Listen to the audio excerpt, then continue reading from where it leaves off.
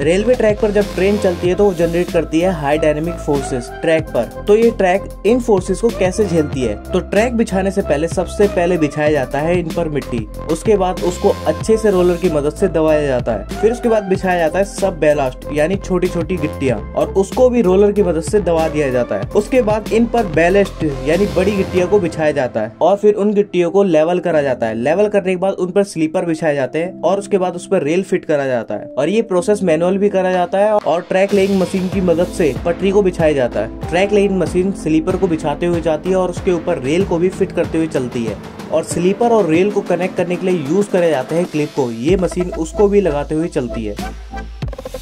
अगर railway track पर गिट्टी यानी बैलेस्ट को ना बिछाए तो ट्रेन ट्रैक पर चल तो सकती है, लेकिन ट्रेन का वजन होना चाहिए कम और ट्रेन की स्पीड भी होनी चाहिए काफी कम। लेकिन आज की ट्रेन बिना बैलेस्ट के चल ही नहीं सकती, क्योंकि ये ट्रेन जनरेट करती है हाई डायनेमिक फोर्सेस जो कि ट्रैक को अपनी जगह से हिला सकती है, जिसकी वजह से ट्रेन एक्सीडेंट का कारण बन सकता है। और जब ट्रेन ट्रैक पर चलती है तो सारा लोड इन ट्रैक पे पड़ता है, लेकिन जो गिट्टियां होती है वो सारे लोड को डिस्ट्रीब्यूट कर देती है, और ये गिट्टियां एक तरह से सस्पेंशन का भी काम करती है, जिससे कि ट्रेन में बैठे पैसेंजर को झटके कम महसूस होते हैं। वैसे तो रेलवे ट्रैक को हमेशा टुकड़ों में जोड़ा जाता है, और इन रेलवे ट्रैक को जोड़ने के लिए यूज करा जाता है फिश प्लेट का या फिर वेल्डिंग प्रोसेस का। फिश प्लेट का अगर हम यूज करते हैं तो हमें कुछ इस तरह से साउंड सुनाई देता है जब ट्रेन ट्रैक से चलती है तो।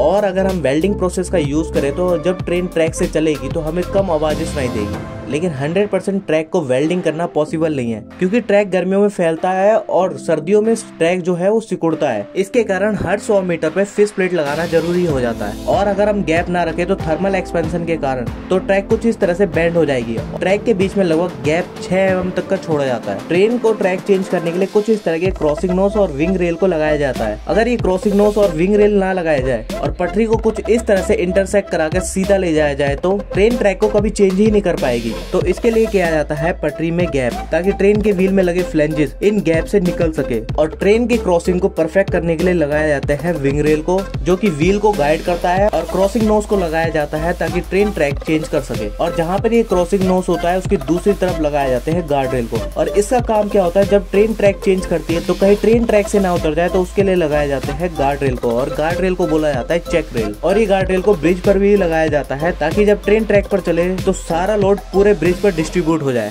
रेलवे ट्रैक पर इस तरह के चपटे रेल को आपने देखा होगा, इसको बोला जाता है टंग रेल। और इसको चपटा बनाने का सबसे बड़ा रीजन ये है कि ट्रेन के व्हील में होते हैं फ्लेंजेस जो कि इस चपटे रेल को गाइड करते हैं, जिससे कि ट्रैक चेंज हो जाता है। अगर ये वीडियो आपको इन्फॉर्मेटिव लगी हो तो लाइक एंड सब्सक्राइब कीजिए। धन्यवाद।